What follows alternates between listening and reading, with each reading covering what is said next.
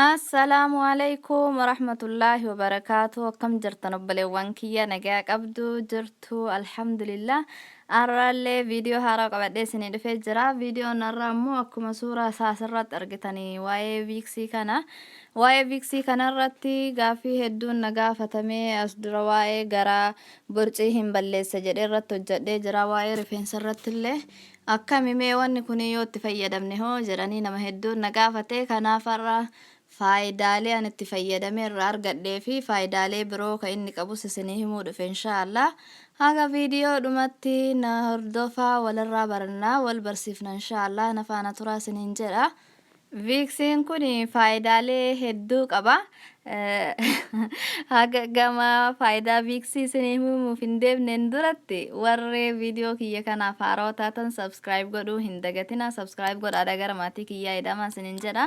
Warra amma dura naaf gootanii na faana turtan nagaa na wajjin turtan galatoomaa galanni keessan guddaadhaan akkanuma na faana turaa isiniin jedha. Hedduu tokko isin jaalladha obboleewwan kiyya, hedduu tokko na jajjabeessitanii galatoomaa isiniin jedha. Faayidaan viiksiidha hedduudha. Hedduuwwan keessaa faayidaalee ani itti fayyadamee faayidaa bareedaa irraa argadhe keessaa tokkoffaan rifeensa kiyyaa fi viiksiin kun rifeensa akka inni hin ciccinne, akka inni hin bubuqqaane godha. Ka hundeerraallee akka rifeensi biqilu godhallee jedhama.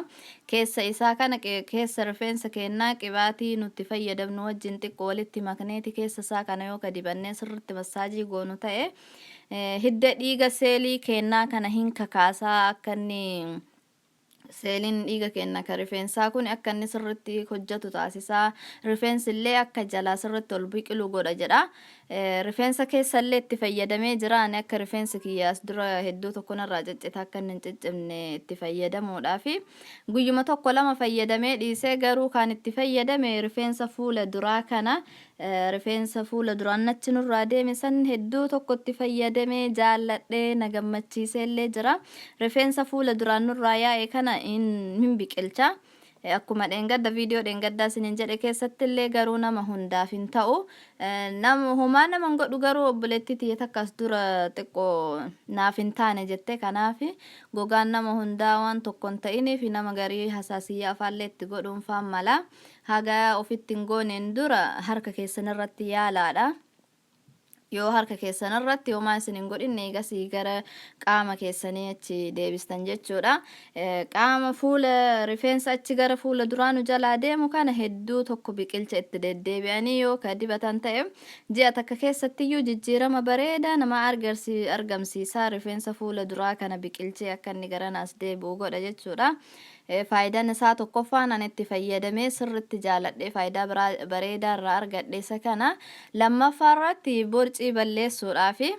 borcii balleessuudhaaf illee hedduu tokko bareedaadha. Itti fayyadamee borcii kiyya balleessuudhaaf hedduu tokko na gargaare. As dura akka itti borcii ofirraa balleessu viidiyoo hojjedhe keessatti illee isiniif himee jira. Garaa borcii ofirraa balleessuudhaaf illee hedduu tokko bareedaadha. Warri borcii ofirraa balleessuu barbaadan itti fayyadamaa isiniin jedha.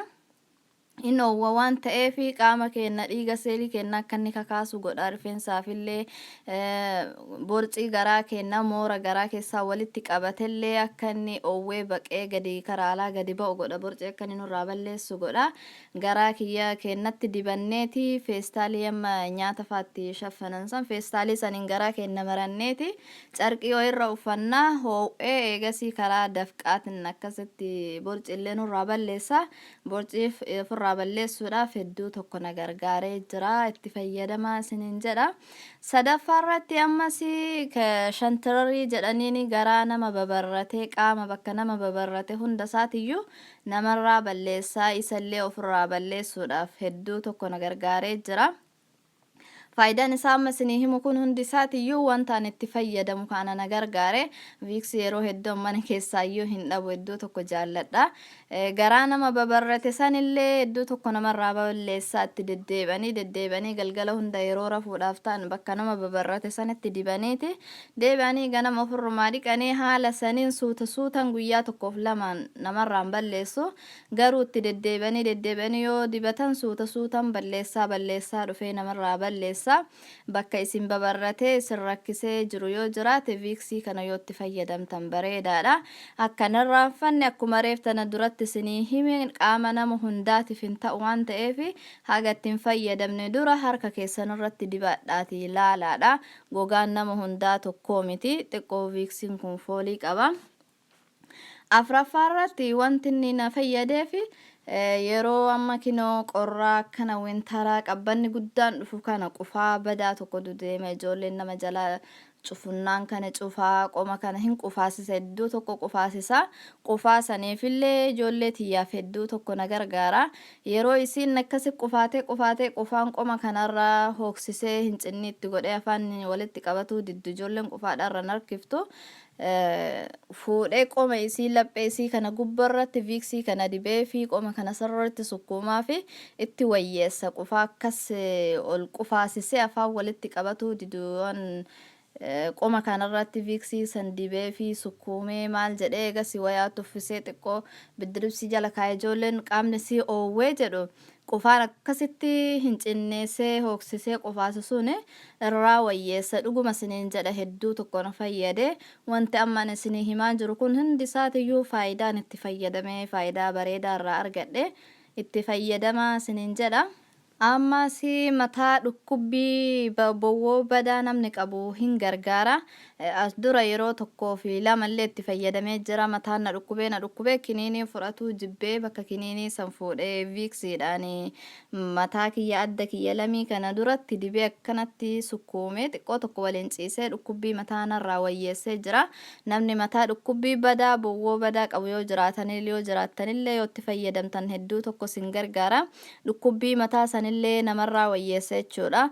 Buqqee bakka mataa sammuu lamii bakka sammuu mataa gubbaa akka dhadhaa dibatan osoo hin taane adda kana gubbaa cinaa kana lamii bakka mataa keenyaa kana dibneeti harkaan sammuu keenya kana sirriitti akkanatti suuta sukkuumne jechuudha. Akkasitti eegas ciisna wajjin xiqqoo tokko ciisna wayitee nu kaanee jennu dhukkubbiin mataa sun nurraa wayyaa'a. Akkasitti yeroo gaafa lamallee itti fayyadamee jira. Haga kiniinii bowwoo amma fudhannu ka dhukkubbii nurraa xiqqeessu yoo isa kana manaa qabaanne akkasitti fayyadamnee jenne dhukkubbiillee nurraa xiqqeessa jechuudha. Ammas qeensa miilaa kan nama babbaqaqee nama ququnca'ee namarraa caccabu nama badu qeensa harkaa ta'ee kan miilaallee hin bareechaa hin fayyisaa hin qulqulleessaa.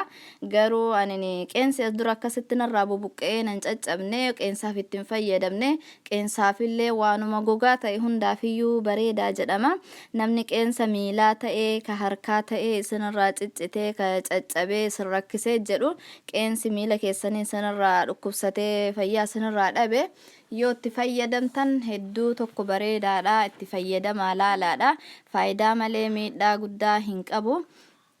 Ammas miila keenya yeroo baay'ee kophee faana banaadha ta'e cufaa hin ta'in tana kaawwannee yeroo aduudhaaf miilli jalli kun nama babbaqaqee nama goggogee jedhu isaafillee bareedaadha. Akkuma vaaziliinii dibannutti isa kana dibannee sirritti miila keenya dibannee kaalsii itti godhannee rafnaa ganama kaanee yoo nuuf miila keenya ka dhiqannu ta'e hedduu tokko miilallee qulqulleessaa hin bareechaa ka babbaqaqee jedhu babbaqaqaa gogaa san hin fayyisaa. Qeensa babbaqaqellee ka dhukkubsatee caccabeellee hin fayyisaa. Itti deddeebi'anii yoo fayyadaman faayidaa bareedaa hamman hin jedhamne qaba viiksiin. Itti fayyadamaa sin jedha inshaallah.